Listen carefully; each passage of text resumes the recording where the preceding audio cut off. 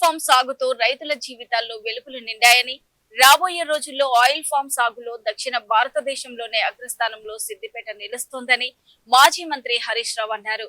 సిద్దిపేట జిల్లా చిన్న కోడూరు మండల పరిధిలోని మేడిపల్లిలో ఆయిల్ ఫామ్ సాగుపై అవగాహన కల్పించారు. రైతు పాపిరెడ్డి సాగు చేసిన తోటలో ఆయిల్ ఫామ్ గేలలు కట్ చేశారు. ఈ సందర్భంగా ఆయన మాట్లాడుతూ రైతుల జీవితాల్లో మార్పు రావాలన్న తన 5 ఏళ్ల కల ఆయిల్ ఫామ్ సాగుతూ సాకారమైందన్నారు. సిద్దిపేట నియోజకవర్గంలో 5,322 ఎకరాల్లో ఆయిల్ ఫామ్ సాగు జరుగుతూ ఉండగా 301 ఎకరాల్లో పంట కటింగ్ మొదలైందన్నారు. భవిష్యత్తులో సిద్దిపేటలో 50,000 ఎకరాలకు విస్తరించి రాష్ట్రానికి సిద్దిపేట దిక్సూచిగా మారుస్తామని హరీష్ రావు అన్నారు.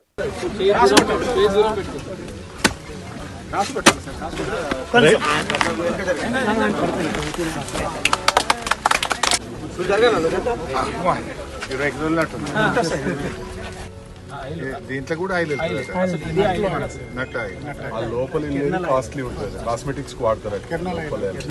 దాని రేటే మనం మీరు ఇంత తిప్పలవాడు పెట్టినందుకైతే మేమైతే మీ 2 ఎకరాల ఆయిల్ పామ్ పెట్టిన మహేందర్ నెలకు 50,000 రూపాయలు సంపాదిస్తుంది.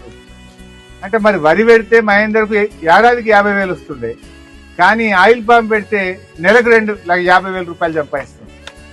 ఇది నిజంగా రైతుల విజయం.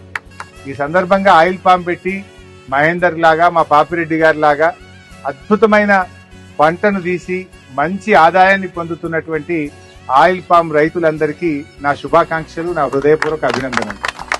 ఇది కావాల్సింది. నిజంగా ఎమ్మెల్యేగా ఏముంటది, రోడ్లు వేస్తానో, పైప్ లైన్లు వేస్తానో, కరెంటు వేస్తానో, సబ్ స్టేషన్లు కడతానో, సీసీ రోడ్లు పోస్తానో, నాకేం ఆనందం ఉంటుంది.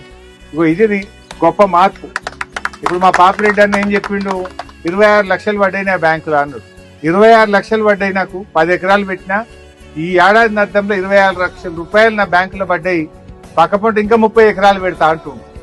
ఇది కదా కావాల్సింది. నిజంగా రైతుకు కావాల్సింది ఇంతకంటే ఎక్కువ ఏముంటది. నిజంగా ముఖంలో చిరునవ్వులు రావాలి, రైతు కష్టానికి తగిన ప్రతిఫలం దక్కాలి అనేటువంటి తాపత్రయమే ఈ ఆయిల్ పామ్ తోటలు.